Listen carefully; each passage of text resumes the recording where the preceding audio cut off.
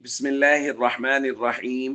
عن علي رضي الله تعالى عنه قال: إن نبي الله صلى الله عليه وسلم أخذ حريرا فجعله في يمينه، وأخذ ذهبا فجعله في شماله، ثم قال: إن هذين حرام على ذكور أمتي.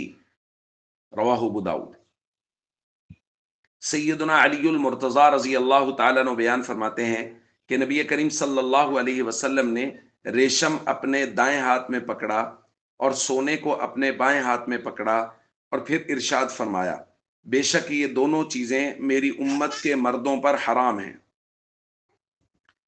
دوستو، مردوں کے لیے ریشم کا پہننا اور سونے کا پہننا ناجائز اور حرام ہے۔ نبی کریم صلی اللہ علیہ وسلم نے اس کو حرام قرار دیا ہے۔ ہمارے معاشرے میں دیکھا یہ گیا ہے کہ بہت سارے لوگ اپنے مال کی نمائش کرنے کے لیے، یا بہت سارے لوگ شوق میں سونے کی چین پہن لیتے ہیں، سونے کی انگوٹھی پہن لیتے ہیں۔ یہ قطعاً جائز نہیں ہے، یہ حرام ہے۔ اگر آپ کے علم میں یا آپ کے جاننے والوں میں کوئی شخص ایسا ہے جو شوق میں یہ کام کر رہا ہے، تو آپ ان کو منع کیجیے اور ان کو بتائیے کہ نبی کریم صلی اللہ علیہ وسلم نے اس کو حرام قرار دیا ہے۔ بالکل ایسے ہی جو چھوٹے بچے، ان کو ہمارے یہاں لڑکوں کو سونے کی کوئی چین یا اس طرح کی کوئی چیز یا کوئی انگوٹھی پہنا دی جاتی ہے، یہ بھی شرعاً جائز نہیں ہے، چھوٹے بچوں کو بھی نہیں پہنانا جائز۔ امام مالک رحمہ اللہ فرماتے ہیں: انا اکرہ ان یلبس الغلمان شیئا من الذهب، مجھے یہ بات بہت ناپسند ہے کہ چھوٹے بچوں کو سونے کی کوئی چیز پہنائی جائے۔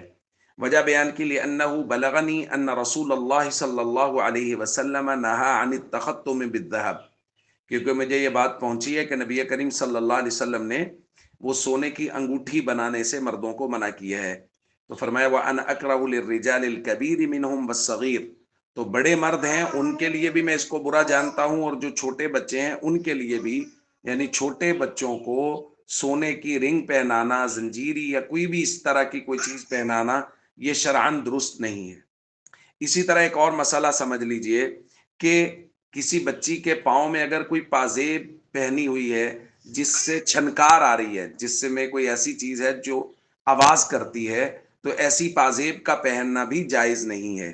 سیدہ عائشہ رضی اللہ تعالی عنہا کے پاس ایک بچی لائی گئی جس کے پاؤں میں پازیب تھے، تو سیدہ عائشہ رضی اللہ تعالی عنہ نے فرمایا: اس کے پاؤں سے، اس کے پازیب سے چھنکار کی آواز آتی ہے، تو جو چھنکار والی چیز ہے، جو چھنکتی ہے، اس کو کاٹ دو، وگرنہ یہ جائز نہیں ہوگا۔ تو ان تمام مسائل کو ہم سب کو سامنے رکھنا چاہیے، اور سونے کے پہننے سے مردوں کو پرہیز کرنا چاہیے، چونکہ نبی کریم صلی اللہ علیہ وسلم نے مردوں پر اس کو حرام قرار دیا ہے۔ السلام علیکم ورحمۃ اللہ وبرکاتہ۔